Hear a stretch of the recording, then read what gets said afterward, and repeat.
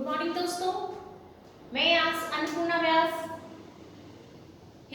Rajasthan history की class के अंदर आप सभी का हार्दिक स्वागत करती हूँ। दोस्तों, मेरा आप सभी से एक छोटा सा अनुरोध है, जो भी इस वीडियो को देख रहे हैं, आप गवर्नमेंट एग्जाम की तैयारी कर रहे हैं या नहीं कर रहे हैं, तो भी मेरी रिक्वेस्ट है कि इस वीडियो को आप जरूर देखें, क्योंकि आज के इस वीडियो के अंदर मैं आपको कुछ ऐसी जानकारियां देने वाली हूँ जिसकी जानकारी हम सभी को होना बहुत जरूरी है साथी। तो दोस्तों, आज जिस टॉपिक की ओर मैं आपको लेकर जा रही हूँ उसका नाम मैंने बोर्ड पर लिखा है मेवाड़ वंश। दोस्तों, राजस्थान की धरती का एक ऐसा राजवंश जिसने वीर शिरोमणि महाराणा प्रताप जैसे वीर योद्धा को जन्म दिया, जहां अकबर के विशाल साम्राज्य के आगे एक छोटी सी रियासत, एक छोटा सा राज्य होने के बावजूद भी इस स्वतंत्रता प्रेमी और स्वाभिमान के धनी महाराणा प्रताप ने अकबर की अधीनता स्वीकार नहीं करी। जहां पर राजपूत शासक एक एक करके अकबर की अधीनता स्वीकार कर रहे थे, वहीं पर ये स्वतंत्रता प्रेमी और स्वाभिमान के धनी महाराणा प्रताप ने राजकीय वैभव और राजकीय सुखों का त्याग करके जंगलों के अंदर रहना और राजकीय सुखों का त्याग करना उचित समझा, बजाय कि अकबर की अधीनता स्वीकार करने के। दोस्तों, वो कहते हैं ना, प्रताप का सर कभी नहीं झुका था, प्रताप का सर कभी नहीं झुका था, इस बात से अकबर भी शर्मिंदा था। मुगल कभी चैन से नहीं सो सके जब तक मेवाड़ी राणा जिंदा था। तो दोस्तों, आज मैं आपको राजस्थान की धरती के एक उस राजवंश की ओर लेकर जा रही हूँ जहां पर महाराणा कुंभा, महाराणा सांगा और राज सिंह के जैसे महाराणाओं ने जन्म लिया था। दोस्तों, राजस्थान की धरती का एक ऐसा राजवंश, राजस्थान की धरती का वह राजवंश जहां पर पद्मिनी और कर्मावती जैसी रानियों ने, वीरांगनाओं ने अपने आत्मसम्मान की रक्षा के लिए, अपने स्वाभिमान की रक्षा के लिए, अपने सतीत्व की रक्षा के लिए जिंदा अग्नि को गले लगा लिया। दोस्तों, मैं आज आपको एक ऐसे राजवंश की ओर लेकर जा रही हूं जिसको याद दिलाना, मैं समझती हूँ कि आप तैयारी कर रहे हैं या नहीं कर रहे हैं, लेकिन इस राजवंश की जानकारी आपको अवश्य याद होनी चाहिए दोस्तों, क्योंकि वो कहते हैं ना, कैसे भूल गए तुम वीरों की इस माटी को, कैसे बिसरा डाला तुमने रक्त रंजित हल्दी घाटी को, कैसे भूले तुम रजपूती वीर कमानों को, कैसे भूले तुम पद्मनियों को जो लेटी थी अंगारों पर। तो दोस्तों, मैं आपको राजस्थान की धरती का एक ऐसा राजवंश जिसके नाम से हमें वीरता की खुशबू आती है, जिसके नाम से स्वाभिमान की खुशी जागती है, मैं आपको एक ऐसे राजवंश की ओर लेकर जा रही हूँ। तो दोस्तों, मेवाड़ वंश के बारे में आज हम अध्ययन करने के लिए जा रहे हैं, जिसमें आपके पटवार के अंदर, आरएस के अंदर, पीटीईटी के अंदर आपके ग्राम सेवक की वैकेंसी आने वाली है, उसमें कांस्टेबल में सभी जगह ये राजवंश बहुत ही महत्वपूर्ण है और इससे संबंधित छोटे छोटे क्वेश्चंस आपके एग्जाम में उपस्थित होते हैं। हम इस टॉपिक को बहुत ही गहराई के अंदर जाकर के बहुत शुरुआत से लेकर अंत तक पढ़ेंगे। दोस्तों, मेरे सभी वीडियो पार्ट्स के रूप में आपके सामने आते रहेंगे। मेरी रिक्वेस्ट है कि इन वीडियोस को जरूर देखें। इन वीडियोस को मेरे पढ़ाने के तरीके से, मेरी कहानियों के माध्यम से, मेरे समझाने के तरीके से आपके एग्जाम के सभी प्रश्नों के उत्तर आपके सामने होंगे। तो दोस्तों, हम मेवाड़ की धरती के ऊपर मेवाड़ की इस राजवंश का अध्ययन करने जा रहे हैं। मैं अपनी इस क्लास के माध्यम से राजस्थान के इस गौरवान्वित इतिहास को आपके सामने लेकर आना चाहती हूँ। दोस्तों, तो इस मेवाड़ वंश की जानकारी लेने से पहले, हम मेवाड़ वंश को स्टार्ट करने से पहले कुछ छोटी छोटी चीजों की जानकारी आपको होनी चाहिए। दोस्तों, तो वो छोटी छोटी चीजें कौन सी है, आइए हम देखते हैं। दोस्तों, हमारा प्यारा राजस्थान, ये हमारा एक प्यारा राजस्थान है जिसे हम रंगीला राजस्थान कहते हैं। ठीक है दोस्तों, इस प्यारे राजस्थान का जो सबसे पहले इसका पूर्ण रूप आपके सामने आया, वह कब गठित होकर के आया? 1 नवंबर 1956 को हम सबके सामने इसका पूर्ण रूप से जो गठित रूप है वो हम सबके सामने आया राजस्थान का, क्योंकि मेवाड़ वंश राजस्थान का ही एक हिस्सा है। दोस्तों, तो राजस्थान के बारे में थोड़ी सी जानकारी हमें लेनी पड़ेगी। हम जब कड़ी से कड़ी जुड़ेंगे तभी हम पूर्ण रूप से पहुंचेंगे। दोस्तों, तो राजस्थान सामने आया। इससे पहले इस राजस्थान के अंदर रजवाड़े हुआ करते थे। बहुत सारी राजपूत रियासतें हुआ करती थी दोस्तों। पूरे भारत में तो क्या पूरे विश्व में राजस्थान के जैसा राजपूताना कहीं पर नहीं हुआ। तो दोस्तों यहाँ पर रजवाड़े और छोटी छोटी रियासतें हुआ करती थी और ये छोटी रियासतों के जो शासक हुआ करते थे वो अपने क्षेत्रों को छोटे छोटे अलग नामों से जाना करते थे। तो दोस्तों हमारे राजस्थान में भी कुछ ऐसे क्षेत्र थे, जैसे आपके जोधपुर के आसपास का जो भी क्षेत्र था वो मारवाड़ के नाम से जाना जाता था दोस्तों। ये मारवाड़ रियासत थी, ये मारवाड़ के नाम से जाना जाता था। उसी तरीके से आपके जो बीकानेर के आसपास का क्षेत्र था वो जागलू प्रदेश या जागली प्रदेश के नाम से जाना जाता था। उसी तरीके से आपके जो जयपुर के आसपास का क्षेत्र था दोस्तों वो ढूंढाड़ के नाम से जाना जाता था, अभी भी जाना जाता है। उसी तरीके से आपके जो कोटा बूंदी के आसपास का क्षेत्र था वो आपके हाड़ौती के नाम से जाना जाता था। और इसी तरीके से जो भीलवाड़ा, उदयपुर और चित्तौड़गढ़ के आसपास का क्षेत्र है वो हमारा मेवाड़ के नाम से जाना जाता है दोस्तों। तो इस तरीके से राजस्थान के अंदर ये छोटी छोटी रियासतों से जुड़ करके ये कुछ महत्वपूर्ण क्षेत्र बने हुए थे। किसके पहले 1 नवंबर 1956 के पहले इस तरीके से रजवाड़े और रियासतों के अंदर हमारा राजस्थान बटा हुआ था दोस्तों। तो सबसे पहला सवाल उठता है कि जो मेवाड़ वंश हम पढ़ने के लिए जा रहे हैं, इस मेवाड़ वंश का नाम मेवाड़ क्यों पड़ा, इस रियासत का नाम मेवाड़ क्यों पड़ा, इसे मेवाड़ क्यों कहा गया, इसके बारे में हम एक छोटी सी जानकारी लेते हैं।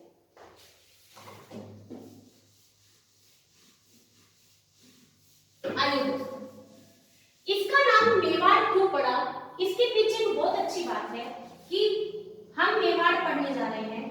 मेवाड़ रियासत के और भी बहुत सारे नाम हैं दोस्तों। इसे मेदपाट भी कहा जाता है, इसी मेवाड़ को शिवी भी कहा जाता है और इसे प्रागवाट भी कहा जाता है। ठीक है दोस्तों। तो सबसे पहला सवाल ये उठता है कि इस मेवाड़ रियासत को मेदपाट, शिवी, प्रागवाट या मेवाड़ क्यों कहा जाता है। दोस्तों इस मेवाड़ रियासत पर सबसे पहले मौर्यों ने राज किया, मौर्य शासकों ने यहाँ पर राज किया। ठीक है दोस्तों। मौर्य शासकों के बाद में यहाँ पर गुहिल वंश आया, यहाँ पर गुहिल वंश आया और इस गुहिल वंश की 2 शाखाओं ने यहाँ पर राज किया, एक तो रावल शाखा और एक दूसरी थी सिसोदिया शाखा। इस प्रकार से चित्तौड़ के अंदर मेवाड़ में इन लोगों ने शासन किया। लेकिन फिर भी हमारा सवाल यहाँ पर है कि इन शासकों ने जिस क्षेत्र के ऊपर राज किया है उसे मेवाड़ क्यों कहा जाता है। तो दोस्तों आप इसे नोट करिए, मेरे साथ के साथ में थोड़ा थोड़ा नोट करते चलिए दोस्तों। तो जैसे इसको मेवाड़ इसलिए कहा जाता है दोस्तों क्योंकि हमारे मेवाड़ के अंदर प्राचीन समय में एक मेर जाति निवास किया करती थी। मेर जाति यहाँ पर निवास किया करती थी। तो ये जो मेर जाति यहाँ पर रहा करती थी दोस्तों, ये मलेच्छों से संघर्ष किया करती थी।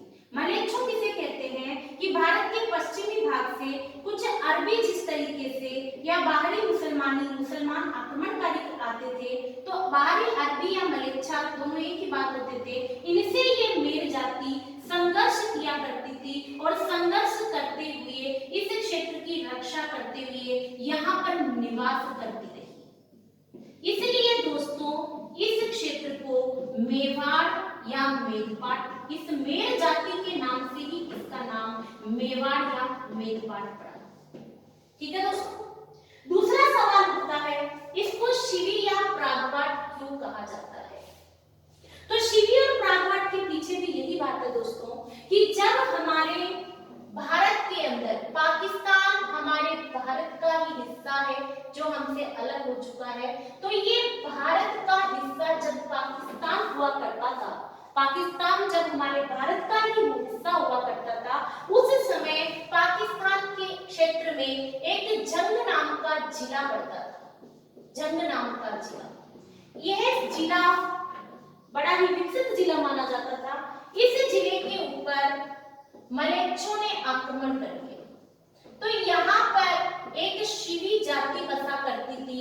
यह शिवी जाति इस पाकिस्तान के क्षेत्र से भागते भागते भागते हमारे राजस्थान के इस दक्षिणी राजस्थान में पहुंच जाती है और यहाँ पर पहुंच करके निवास करने लगती है। इसी कारण यह क्षेत्र आपके शिवी या प्रागवाट के नाम से जाना जाता है।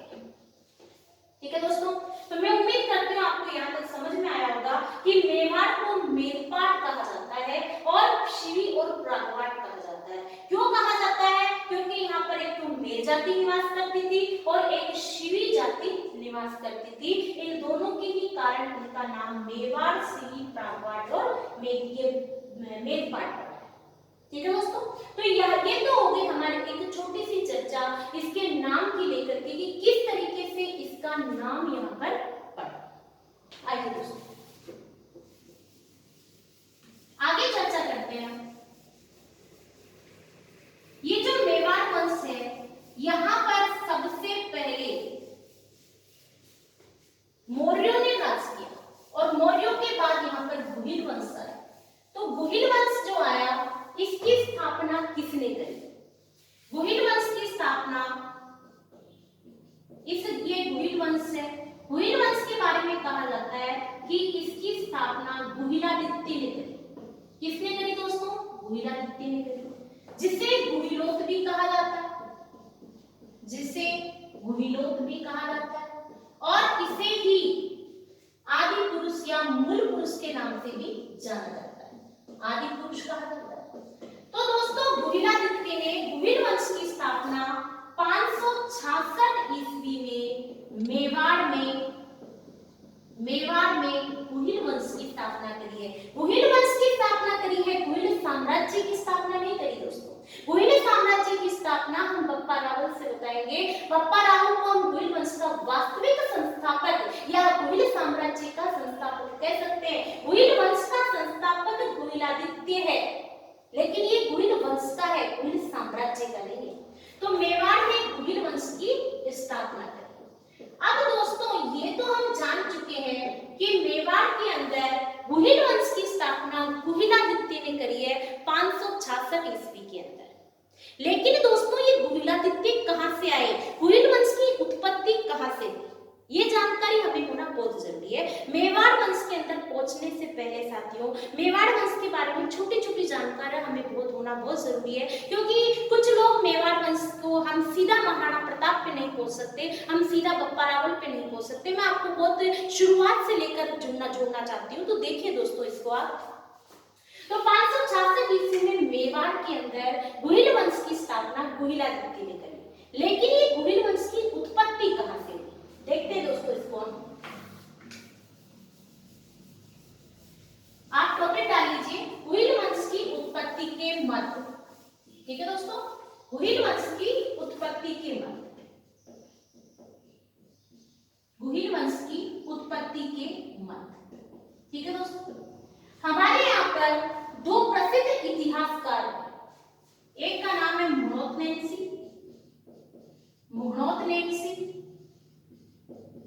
और एक दूसरे इतिहासकार है गौरी शंकर हीराचंद ओझा, जिसे हम GH ओझा के नाम से भी जानते हैं।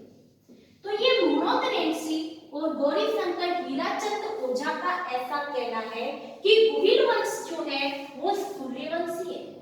कौन से है दोस्तों? सूर्यवंशी। ठीक है, सूर्यवंशी किसे कहा गया है दोस्तों? हमारे पास में 4 युग आए हैं। हम जानते हैं सतयुग, त्रेता युग, द्वापर युग और कलयुग जिसमें हम निवास करते हैं। तो इस त्रेता युग के अंदर एक वयवस्थ नाम के एक राजा हुए। इनकी एक संतान हुई इक्ष्वाकु, जिन्होंने अयोध्या को अपनी राजधानी बनाया और इक्ष्वाकु के कुल में ही श्री राम का जन्म हुआ। और ये जो श्री राम थे ये सूर्यवंशी थे, सूर्य के पुत्र बताए जाते हैं। ये सूर्यवंशी थे, इसीलिए इनके वंशज बताए जाते हैं गुहिल वंश। ये बात कौन कह रहे हैं? मैं नहीं कह रही हूँ ये बात आपके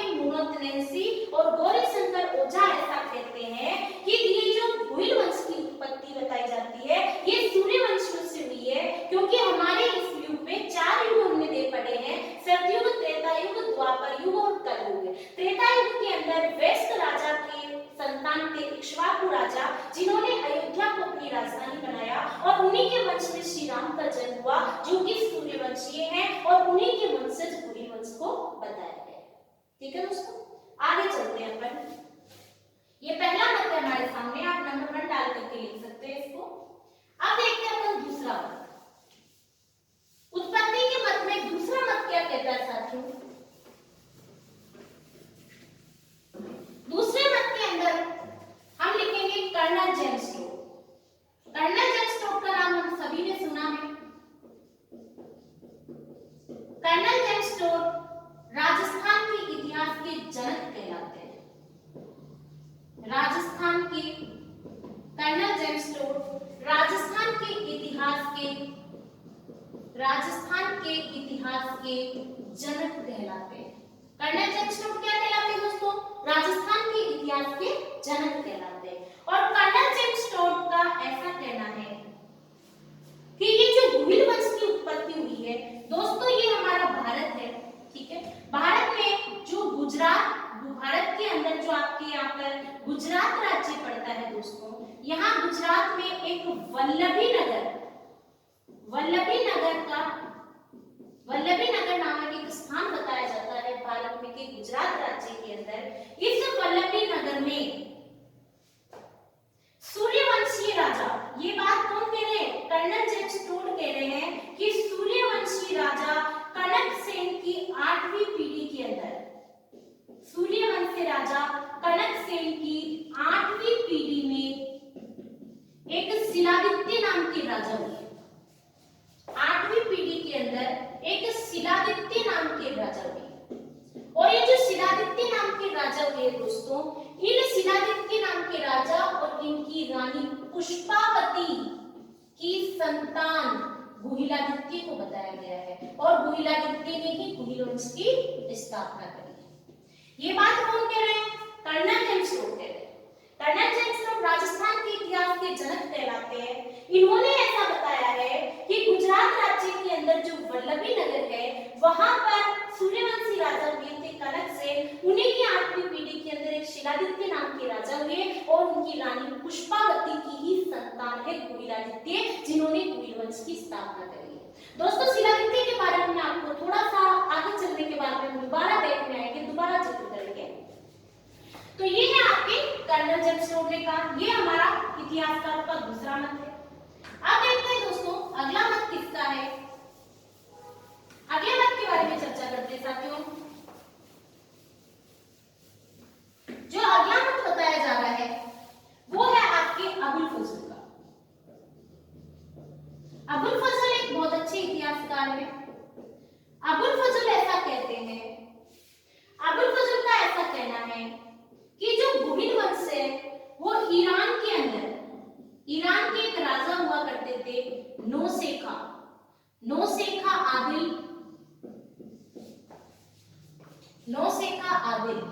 ईरान के शासक थे और इनकी पत्नी का नाम था रुमा। इन दोनों की एक संतान थी नौसेजादा। ये जो नौसेजादा थे ये अपने पिताजी से नाराज होकर के दोस्तों भारत आ गए और भारत आने के बाद में ये दोबारा ईरान गए, अपने पिता से युद्ध किया और वहीं पर ये नौसेजादा की मृत्यु हो जाती है। लेकिन इनके जो वंशज होते हैं वो भारत में ही रह जाते हैं और इन वंशजों से किसी गुहिल नाम के व्यक्ति की उत्पत्ति होती है। उनकी कोई संतान गुहिलादित्य के नाम से जानी जाती है, जिसने मेवाड़ वंश की स्थापना करी है, गुहिल वंश की स्थापना करी है। तो दोस्तों अबुल फजल का ऐसा कहना है कि यहाँ ईरान के शासक नौसेरा आदिल के वंशज बताए जाते हैं गुहिल वंश। ठीक है दोस्तों, आगे चलते हैं अपन। आगे चलते हैं तो आगे चलने के अनुसार हम देखते हैं कि डॉक्टर गोपीनाथ शर्मा क्या कहते हैं। डॉक्टर गोपीनाथ शर्मा ऐसा कहते हैं कि गुहिल वंश की उत्पत्ति आनंदपुर से हुई है, आनंदपुर के ब्राह्मणों से हुई है, ऐसा कहते हैं, जिसे हम बड़नगर के नाम से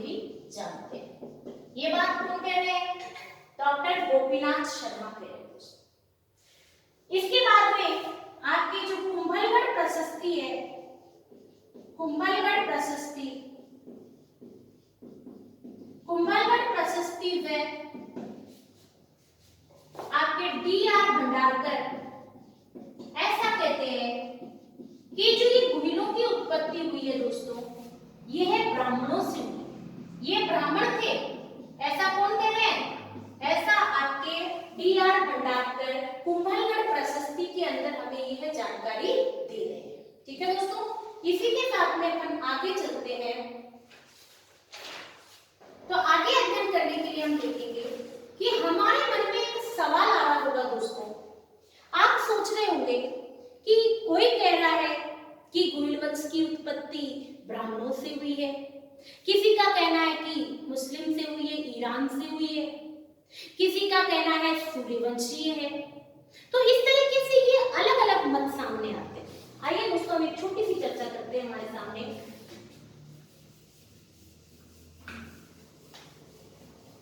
एक बहुत अच्छी चर्चा करने जा रहे हैं, बहुत अच्छी चीज बताती हूँ आपको मैं।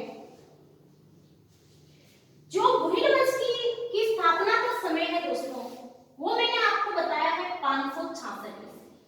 क्या बताया साथियों? 566। गुहिल वंश की स्थापना का समय बताया मैंने आपको 566 ईस्वी। और जो इतिहासकार है उनके बारे में हम एक छोटी सी चर्चा करें तो हम देखते हैं मुनोत नेत्सी। ये जो मुनोत नेत्सी है, इनका जन्म समय बताया जाता है दोस्तों 1610। मुनोत नेत्सी का जन्म समय क्या देख रहे हैं हम? 1610। इसी के साथ में कर्नल जेम्स टोड का जन्म समय क्या है? 1782 ईस्वी। ठीक है दोस्तों। डॉक्टर गौरीशंकर हीराचंद ओझा GH ओझा का जो जन्म समय है वो है 1863 ईस्वी। और जो आपके अबुल फजल है उनका जन्म समय बताया जाता है, आपके अबुल फजल का जन्म समय बताया गया है 1551 ईस्वी। ठीक है दोस्तों। तो अब मुझे एक बात बताइए आपको कि 4 लोगों के जन्म स्थान अलग अलग समय पर दिखाए गए हैं। ठीक है दोस्तों। तो ये 4 मुनोत नेत्सी का इतिहासकार है, इनका जन्म समय आ रहा है 1610 ईस्वी का। कर्नल जेम्स टोड का जन्म समय आ रहा है 1782 ईस्वी का।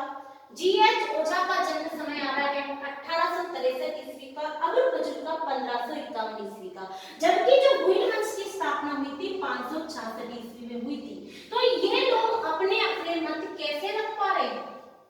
ये लोग कैसे बता पा रहे हैं कि गुहिल वंश की उत्पत्ति ब्राह्मणों से हुई है, गुहिल वंश की उत्पत्ति ईरान से हुई है, गुहिल वंश सूर्यवंशीय थे?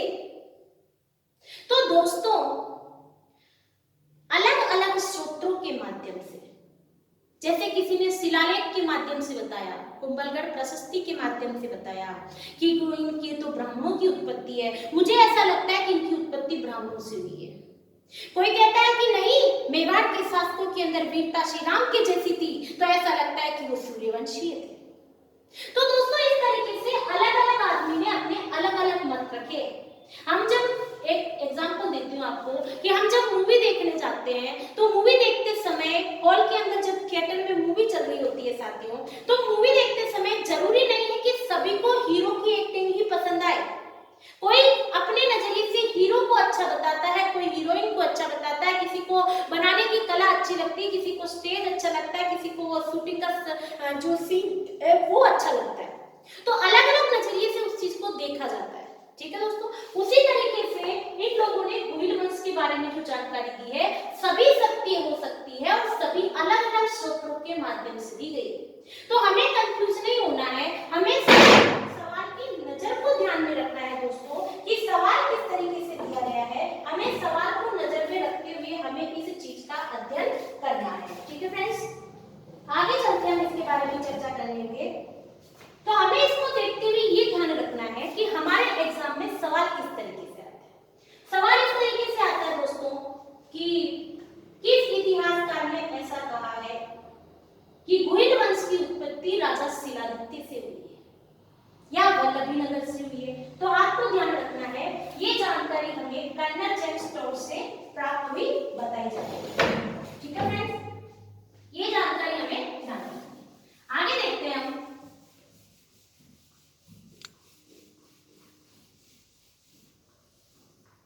अब देखो दोस्तों, ये तो हो गए हमारे उत्पत्ति के मत कि किस तरीके से मेवाड़ वंश की उत्पत्ति हुई। ठीक है फ्रेंड्स, ये जो गुहिल वंश की उत्पत्ति के बाद में गुहिल वंश के बारे में एक बहुत महत्वपूर्ण बात बताना रह गई है दोस्तों, उसकी जानकारी भी हमें होनी चाहिए। गुहिल वंश राजस्थान का सबसे प्राचीन राजवंश माना जाता है दोस्तों। गुहिल वंश राजस्थान का सबसे प्राचीन राजवंश माना जाता है और गुहिल वंश ने सबसे ज्यादा 1300 वर्षों तक राज किया। 1300 वर्षों तक राज किया।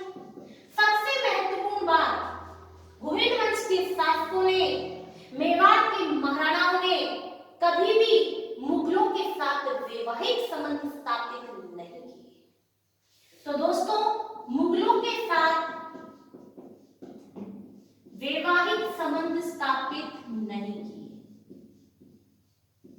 मुगलों के साथ वैवाहिक संबंध स्थापित नहीं किए और इसी कारण गुहिल वंश के शासकों ने मुगलों के सामने अपनी स्वतंत्रता के अस्तित्व को बनाए रखा है। शासकों ने मुगलों के सामने स्वतंत्रता के अस्तित्व को बनाए रखा है, अपनी स्वतंत्रता बनाए रखी है दोस्तों। इसीलिए अपनी स्वतंत्रता बनाए रखी है, इसलिए दोस्तों मेवाड़ के शासकों को हिंदुआ सूरज कहा जाता है। क्या कहा जाता है दोस्तों? हिंदुआ सूरज कहा जाता है। हमारी मेवाड़ की मिट्टी से वीरता की खुशबू आती है दोस्तों, क्योंकि हमारी मेवाड़ के शासकों ने, मेवाड़ के महाराणाओं ने, गुहिल वंश के शासकों ने मुगलों के साथ में अपनी बेटियां नहीं ब्याही, उन्होंने मुगलों के साथ वैवाहिक संबंध स्थापित नहीं किए और ना ही अपनी स्वतंत्रता, अपने स्वाभिमान और अपने शीश को मुगलों के आगे झुकने दिया। इसलिए मेवाड़ के महाराणाओं को हिंदुआ सूरज कहा जाता है दोस्तों। ठीक है दोस्तों, तो आगे चलते हैं हम। अब हम, ये तो हुई हमारे मेवाड़ वंश के बारे में छोटी सी बेसिक जानकारी। अब मेवाड़ वंश की शुरुआत करते हैं दोस्तों। तो मेवाड़ के ऊपर सबसे पहले मौर्यों ने राज किया है दोस्तों। मेवाड़ के ऊपर सबसे पहले मौर्य शासकों ने राज किया है। तो मौर्य शासकों के अंदर एक महत्वपूर्ण शासक का नाम आता है चित्रांगद मौर्य। चित्रांगद मौर्य, ये जो चित्रांगद मौर्य शासक हुए हैं, इन्होंने, चित्रांगद मौर्य ने 7वीं शताब्दी के अंदर, ऐसा कहा जाता है कि इन्होंने 7वीं शताब्दी में चित्रकूट पहाड़ी पर, चित्रकूट पहाड़ी के मेसा पठार पर, चित्रकूट पहाड़ी के मेसा पठार पर चित्तौड़गढ़ दुर्ग का निर्माण किया है। मेसा पठार पर चित्तौड़ दुर्ग का निर्माण किया है। चित्तौड़गढ़ दुर्ग का निर्माण किया है। चित्तौड़गढ़ दुर्ग का निर्माण किया है। ठीक है दोस्तों, यह गंभीरी और बेड़ज नदी के संगम पर है। गंभीरी प्लस बेड़ज के संगम पर है। चित्तौड़गढ़ दुर्ग के बारे में बहुत अच्छी बातें हैं, बहुत अच्छी कहानियां हैं और बहुत सारे स्मारक, बहुत सारी देखने लायक स्थल बना हुआ है यहाँ पर। यहाँ से चित्तौड़ की मिट्टी से हमें वीरांगनाओं की खुशबू आती है, यहाँ से हमें वीरता की खुशबू आती है, स्वाभिमान की खुशबू आती है दोस्तों। तो चित्तौड़गढ़ दुर्ग के बारे में जानकारी जब हम दुर्ग का अध्ययन करेंगे तब करेंगे। अभी हम चित्तौड़गढ़ दुर्ग के अंदर वहाँ के शासकों के बारे में चर्चा करेंगे दोस्तों। तो चित्रांगद मौर्य ने 7वीं शताब्दी में चित्रकूट पहाड़ी के मेसा पठार पर चित्तौड़गढ़ दुर्ग का निर्माण करवाया। आगे चलते हैं। चित्रांगद मौर्य के बाद में सबसे पहला जो शासक हुआ है गुहिल वंश का, सबसे पहले शासक गुहिल वंश की शुरुआत कर रहे हैं। यहाँ से हम मेवाड़ वंश शुरू कर रहे हैं दोस्तों। आप मेरे साथ जुड़े रहिए, मैं आपको बहुत ही अच्छे से यहाँ पर लेके चलूंगी। तो गुहिल वंश का जो संस्थापक है, गुहिल वंश का संस्थापक गुहिलादित्य, गुहिल वंश का संस्थापक गुहिलादित्य।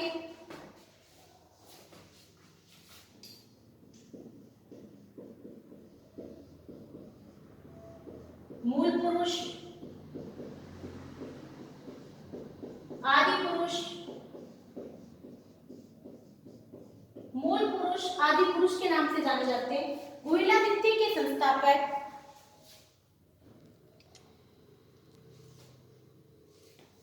गुहिलादित्य, गुहिल वंश के संस्थापक गुहिलादित्य मूल पुरुष, आदि पुरुष के नाम से जाने जाते हैं।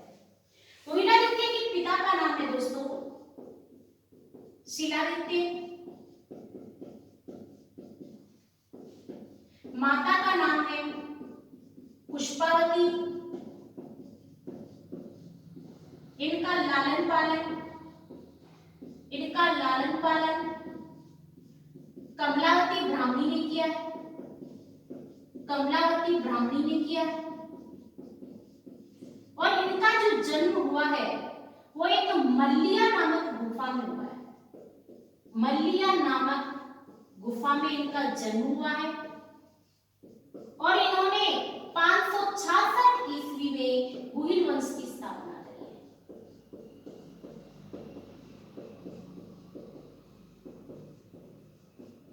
ठीक है दोस्तों, तो ये हमारे गुहिलादित्य के बारे में हम पढ़ेंगे। गुहिल वंश के पहले शासक हुए हैं गुहिलादित्य, जिन्होंने गुहिल वंश की स्थापना करी। आइए हम इनके बारे में बहुत अच्छी चर्चा करते हैं फ्रेंड्स। ये जो गुहिल वंश की स्थापना करी है गुहिलादित्य, आखिर ये इनकी उत्पत्ति कहां से हुई? तो दोस्तों गुजरात के अंदर कुछ एक केहर नगर हुआ करता था। इस गुजरात के केहर नगर में एक देवादित्य नाम की एक ब्राह्मण रहा करते थे। और देवादित्य ब्राह्मण की एक पुत्री थी सुभागा देवी, जो कि विधवा थी। उन्हें बीज मंत्र की शिक्षा प्राप्त थी। उससे एक बार वो बीज मंत्र का गलत जाप कर लेती है और इससे सूर्यदेव प्रकट हो जाते हैं। तो सूर्यदेव और सुभागा देवी से एक बालक का जन्म होता है दोस्तों।